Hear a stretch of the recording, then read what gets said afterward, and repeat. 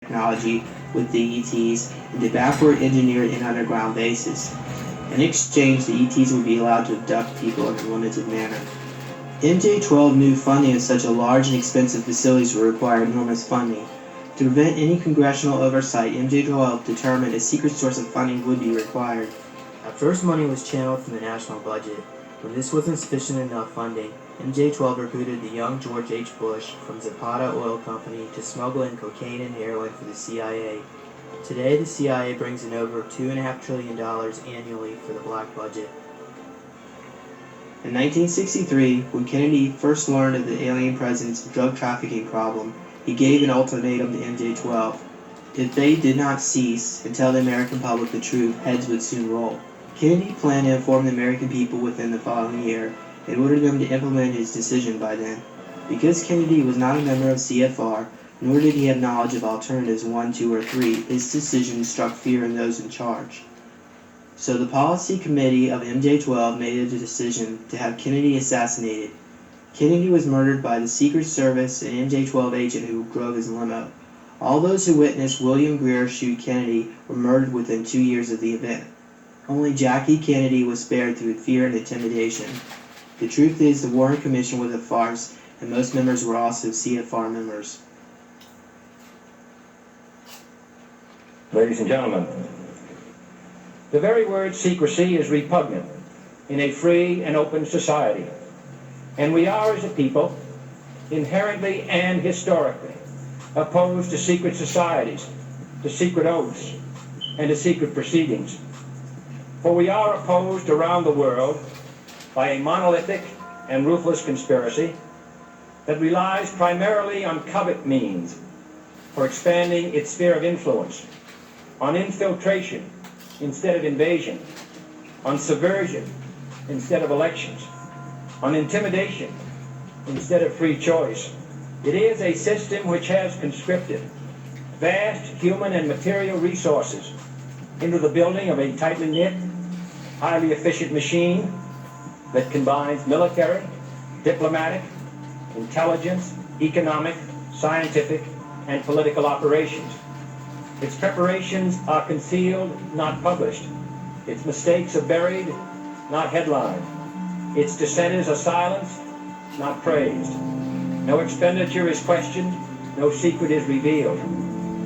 That is why the Athenian lawmaker Solon decreed it a crime for any citizen to shrink from controversy. I am asking your help in the tremendous task of informing and alerting the American people, confident that with your help, man will be what he was born to be, free and independent.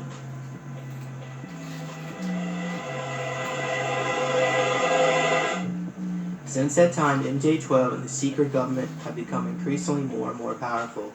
America was given a space program, but NASA was for public relations only. The real space program was still being operated covertly by the military. Then in 1972, the secret space program was reorganized under the CIA and is known as CSS, or the U.S. Central Security Service.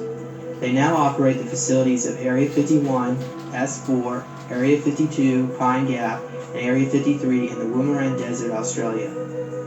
Their arsenal of craft included the TR-3B Astra, the TR-3B Chameleon, the Aurora SR-33A, the Lockheed Martin's X-33A, the TAW-50, and Note 128 craft, which means not of this earth, and the newer Northrop Quantum Teleportation Disk.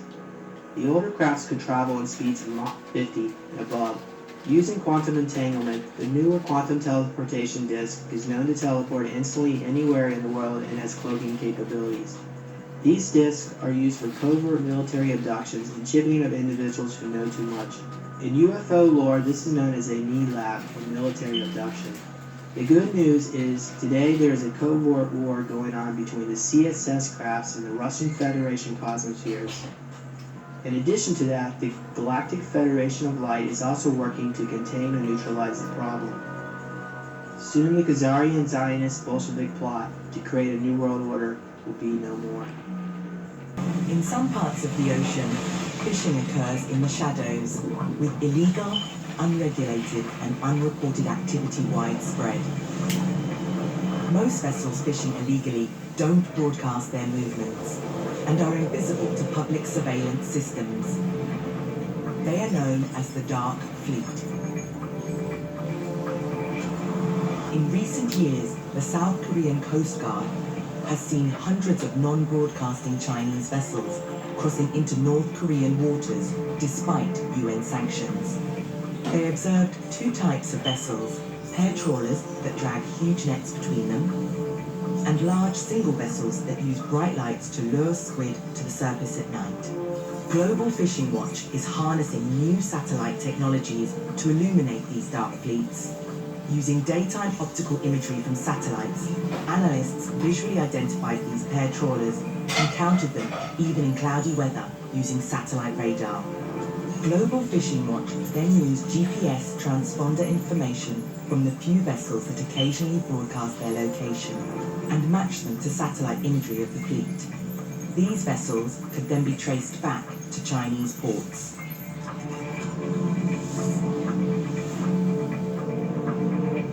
Nighttime optical satellite imagery and radar data was then used to track the activity of fishing vessels that use bright lights and estimate the size of this fleet. The combination of radar, optical imagery, and vessel GPS transponder data has revealed a fleet of over 900 vessels operating illegally and catching about $500 million of squid.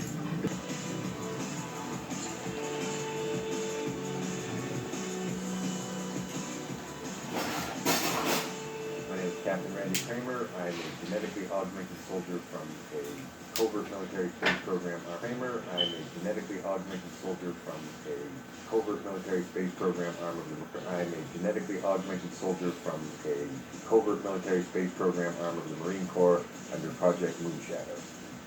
It started by someone deciding that they wanted to take some of my mother's DNA and my father's DNA and engineer me in a laboratory with some augmented extraterrestrial DNA to mix it all in for fun. That is how I started out in all of this. I was genetically engineered in a lab from the ground up. My understanding is that the scientists and engineers who created me did in fact create me in a laboratory that was terrestrial bound, meaning it was here on planet Earth. The project was called Project Moonshadow. It was one of the earlier augmentation projects that was trying to not use trauma-based mind control. It was an attempt to create augmented soldiers without having to break them 100 times to make us more durable. Breaking soldiers again and again using trauma-based mind control makes them fragile. Did you find that it was actually successful? I would say much more successful. I mean, I'm together as I am, and my head's not complete oatmeal because I was built in a better way and not broken again and again and again. Yeah. I mean, I still had to self-repair from the combat trauma, but I didn't have to repair nearly as much from the training trauma. So, well, I was trained from the time that I was a toddler up through my teenage years, and then when I was 17 was when I got deployed. So that was when they decided I got my actual deployment for a 20-year tour, which people call it 20 and back, into the covert military space program arm, which was a contracting out to the MDF, which is the Mars Defense Force.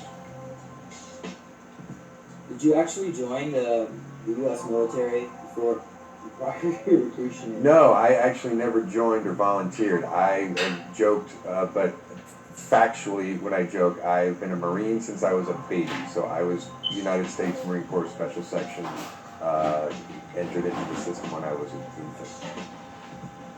So somewhere there's a piece of paperwork that has my name and an inset date, when I'm an infant as an E1. I was never recruited. I was engineered to be trained and to be deployed from the ground up, so it was my purpose in being created that is what I was going to do. There was no, hey, you want to come do this? It was like, no, we're engineering you, we're training you, you're doing this. It was never, no volunteer. Most of the emphasis on our heightened abilities is around what I really say is basically faster, stronger, smarter. So, as far as being combat trained in every aspect of infantry combat, but trying to make us, a little smarter, a little stronger, a little faster, so that we adapt all of those tools a little bit better. So, just trying to make the soldiers from our program whatever cutting edge above anything else that anybody else has, by at least some measure. In the MDF, a typical uniform is it's kind of like a G suit, but it's not really a G suit, but it's a protective undergarment, outer garment that you wear underneath a powered body armor environment suit. So it's hydraulically, if anyone's ever seen an exosuit, the hydraulically powered suit, so you've got your legs fit in, your arms fit in, there's a torso section that's hydraulically powered, so that you can jump farther, run faster for longer periods of time, with a big old, what I call a Buzz Lightyear helmet on it, because it's this big domy helmet on it, because it's got a heads-up display in front. You can't, I'm sorry, Iron Man has it wrong. You can't have a heads-up display that's 2 inches from your face. You have to have a heads-up display that's at least 6 inches from your nose, or you can't see it. So that was typical. That was our typical uniform of the day. It was something called the Archer Series powered body armor and environment suit. The garment that we wear underneath is basically like a charcoal gray, and the suit itself is kind of a reddish orange. The environment suit, heavy armor set we used to call it, is like a reddish orange. And were you able to outrun some of the wildlife on Mars? Oh, outrun, and yeah, we certainly native wildlife we could pretty much outrun and outjump without too much difficulty. Why don't you talk a little bit about the wildlife? Because NASA shows Mars as a dead planet, and so we have bases on Mars when the air is breathable. Could you comment about that and maybe what kind of wildlife you're noticing? Sure. The environmental conditions, while NASA likes to say that there's, not necessarily livable life, I have some JPL satellite photos that show trees and large biological animals. The equatorial region, which I've only been to a couple of times, has some bigger animals. But where we were, which was much farther north, everything was very small. So little birds, little lizards, little, burrowing rodents, mammals. But as soon as you get underground, things can get a little bigger. So there were some cave spiders, which were pretty big, and giant salamanders, which, the size of a bus. That's animal life anyway. The biological life on Mars is incredibly similar to that on Earth. In fact, I would say that they're so genetically similar that there are some things that could be nearly the same or incredibly closely related. So sisters, sister planets, sister genetics. The trees are very similar. The shrubs are very similar. Like I said, little, ground burrowing birds that are incredibly similar. It was eerily similar. Without the gravity difference, there are times when you wouldn't have been able to tell the difference. You would have thought you were in the Southwest desert or in Utah or something like that without the gravity change. Will the scientists ever take any of these samples of these animals or plant samples back to planet Earth and see if they can survive here? That was nothing that I was ever a part of, but I can only presume that we have scientists and engineers and biologists who are collecting samples and studying them there, bringing them back here for study as well. I would think that would be pretty common. So you mentioned that gravity's about point. Behind that is much larger and goes back into this mountain, but I've never been to the whole thing, so I couldn't say how big it is, but I'd say it's at least 100,000 square feet or more. Probably, 150,000 square feet. 90% of the facility is underground. So the landing tarmac, ships come down, can land outside on the tarmac, and then there's a couple different entrance points to go inside or down into the facility. So not more than 90% of the facility is underground or protected by mountainous rock. The sky is blue. The reddish tint comes from a filtering that they put in on the rovers and pictures like that to try and make the planet look scary. But it's blue sky. Standard blue sky. Did you ever have any critters try to break into the base or walk on the tarmac? Like drop spiders or crickets? we didn't typically have invasive pests coming into the barracks or into the base. There were indigenous species, reptoid species, insectoid species. Sometimes you could have an incursion into the facility that did happen from time to time, but the animal life pretty much stayed away. So we had a pretty imposing defense system. So. Were the reptilians and insectoids that you encountered native to this planet? Yeah, the indigenous insectoids and reptoids are from there and have been there for a very, very, very long time, as far as I know. About 7.5 feet tall. The big ones, the 7.5 footers, can be very imposing and very frightening. They're broad-shouldered, really thick, very strong. So yeah, fierce, big, gigantic, lizard men. They're a little imposing. Yeah, I would say that their skin tone tended to be in sandy colors, so sort of from a tan to a reddish tan to a reddish brown to a brownish tan. But then they would have patterns that could be anywhere from a bright yellow, black, red, brown, that would create these patterns, typically on their backs, arms, and sometimes on their heads or faces. The ability to do some pretty advanced things with science and technology, but they tend to live in a much more primitive state. They tend to live sort of like tribal communities, but with some advanced understanding of how they build the structures that they live in, and the technology that they're using for heat and light is interesting, and not just like fire pits or torches or something primitive like that. So they have kind of this interesting blend of advanced technology and what I would call sort of basic, almost primitive living, and almost like Amish people. They have this ability to understand and use technology, but they use it in a very limited sense. They tend to prefer to live a simple, simplistic, non-technological lifestyle. Normal experiences with you today that I remember concerning super soldiers and my own experiences of being a targeted individual for such things, as well as a couple of alien experiences and very few Maylab memories.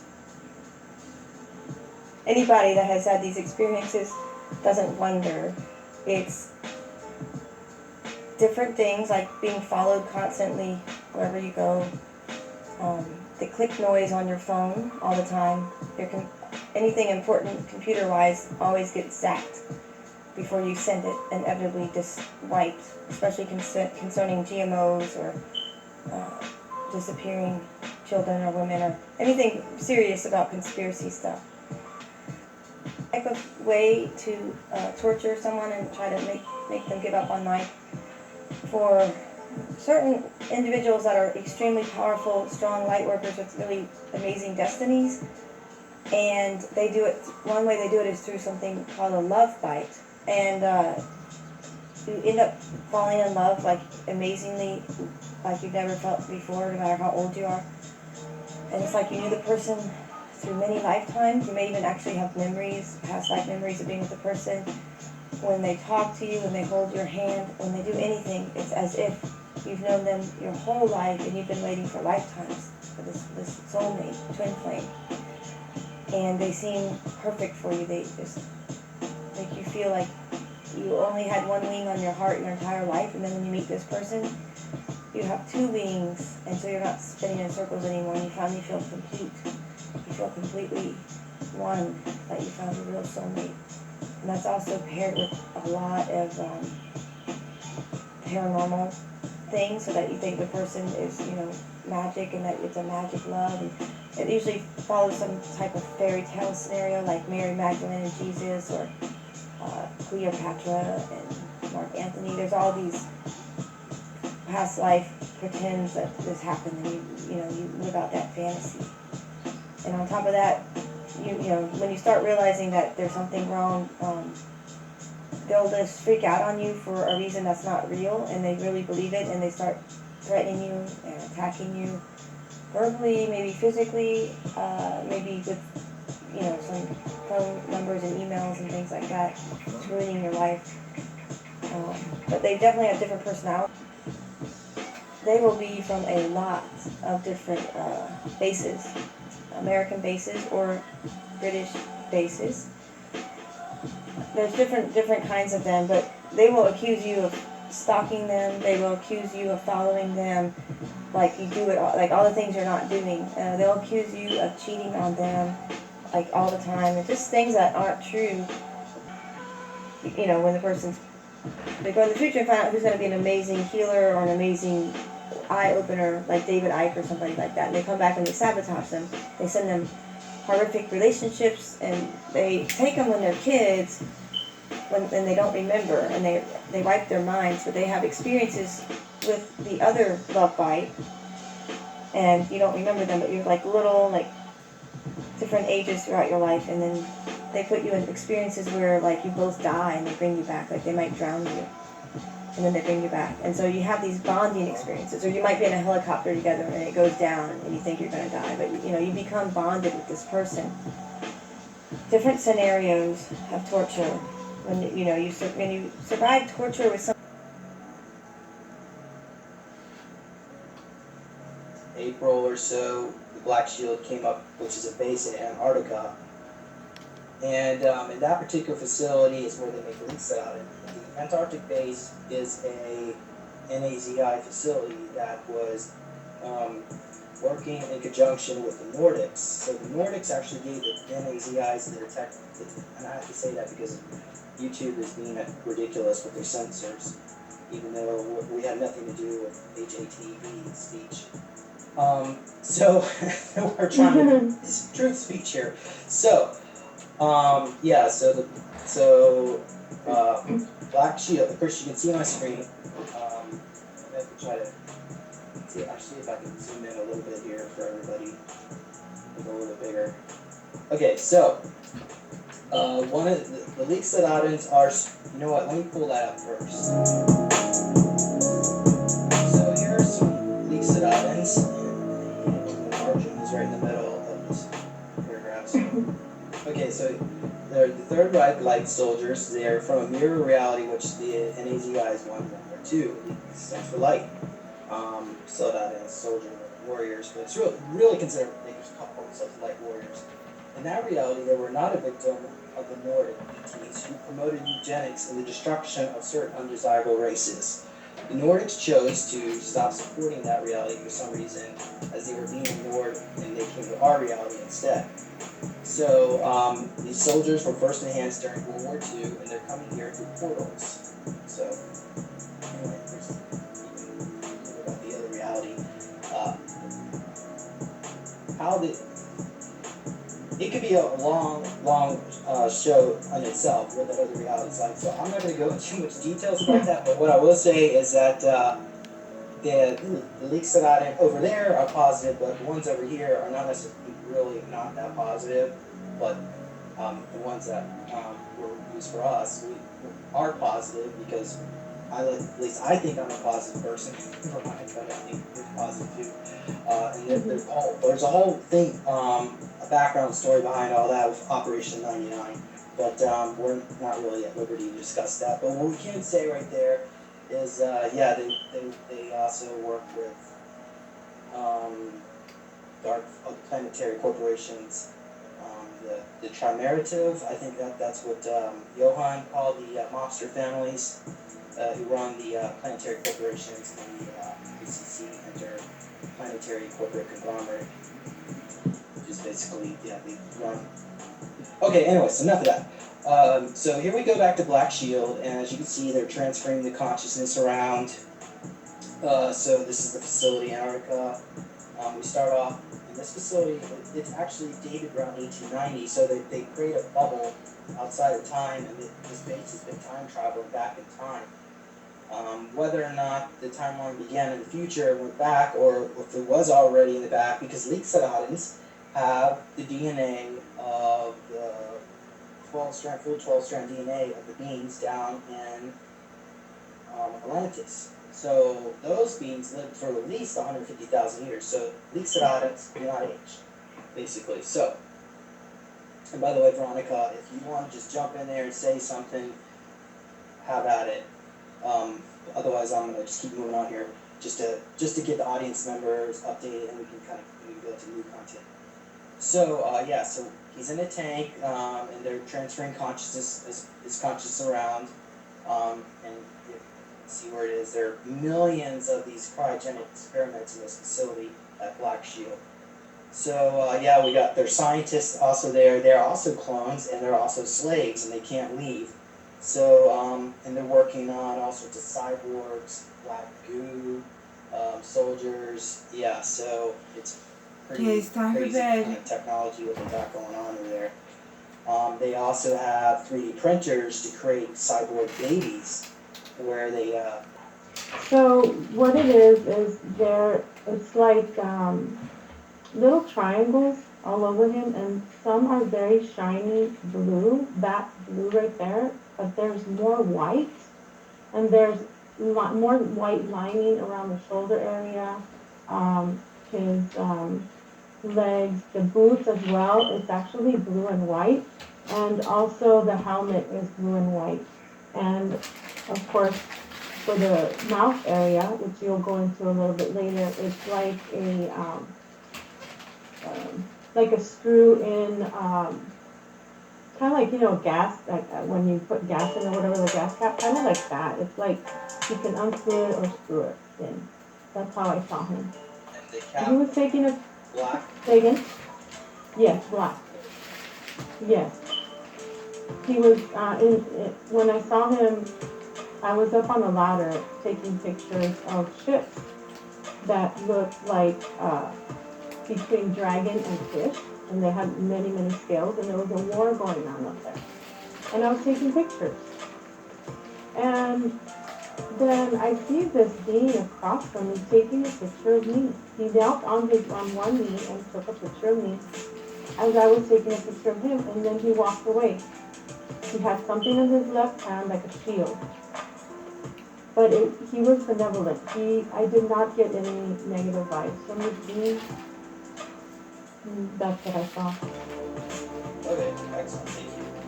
All right, so yes, then okay, so when you touch his clothes, it feels wet, like, or maybe like a wet suit, but Yeah. a wet suit. Yeah. Okay. And then, so he says, communicates telepathically. It's about, he says, it's about finding others like us and connecting. You are not alone. Even though you may feel like it, you may feel like a misfit all your life, but you don't need to be sad. It's okay to tap into your emotions. You're finding your family, and you are not alone anymore. There are others like us, and I want to know where my body is, which body is in Antarctica, and I want to know if that's my body. When I left my place of being, I didn't come into a body. Why did we have to be born? I'm confused and want answers. I want to be able to exist with the dolphins and free all of us, as a hybrid, as a child, and as a dolphin, as all my alters. And the Blue Ranger is going to help save us, to be able to save the children. Yeah. Okay, so this is more information how the Blue Ranger was created, and they use swimming spiders with gray DNA, and I guess the grays were also connected with the dolphin race. Yeah. Some of their ancestors. I guess I don't know which came. I couldn't tell you which came first, but either way, and it's not so important here. But he was created, yeah. So then, he was designed to communicate with dolphins. He took us, so he would look like spider eyes. He took his mask on, but he could look like human if he wanted to. He's got webbed feet and tentacles underwater. His face transformed into spider. Yeah, we went over that. And I guess he's got like shark DNA, where he was designed to attack boats, sink boats, find treasures in doorways and caves, and hunting children and scaring them in their dreams. But Yeah. he wanted to escape from that, so he made him. I guess he was able to escape because he made this suit, shapeshifted into the suit to blend in with humans. Yeah. Does that mean he's living with humans right now? He can come out of the water and live as a human. Yeah. Okay. He's with us. But where is the Blue Ranger? But yes, they're there. they're present. In my notes, I've got down Black Empire is something that's going to be presented to Earth this year. It seems robotic and Yeah. made about good intentions. Something to do with Medusa, some kind of robot. Can you elaborate on any of that?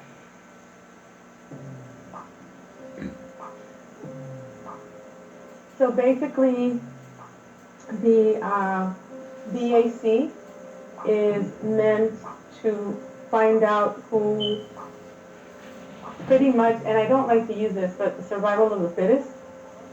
They're trying to make these super soldiers that are not really super soldiers. They're infecting them with this virus, so that way we can have a full-on war without super soldiers. And they're trying to, have you ever seen those cartoons or movies where it's like a planet of just machines, robots? The AI, certain AIs, there's many AIs, but there's certain AIs that are trying to take over Mother Earth like that. And so it's pretty tough to talk about it because I know that's why I'm being followed. So, yeah. Does this have anything to do with the COVID agenda? With the synthetic AI and the vaccines? Yes, and so they're dividing our world. Pretty much they're trying to divide us with the fake news, you know? And they're trying to distract us from what they really want to do. One of the ways they do it is obviously with the race wars that are going on right now, unfortunately.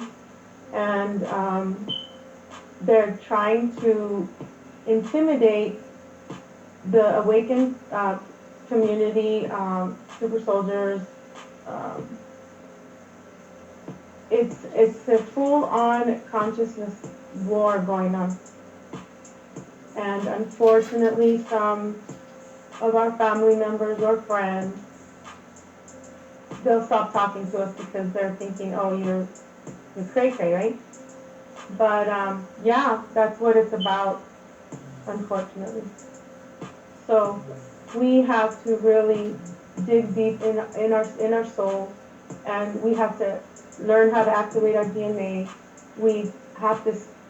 If you haven't started already working out, I started working out before September, before this even hit. Something told me you gotta work out. You gotta start working out again.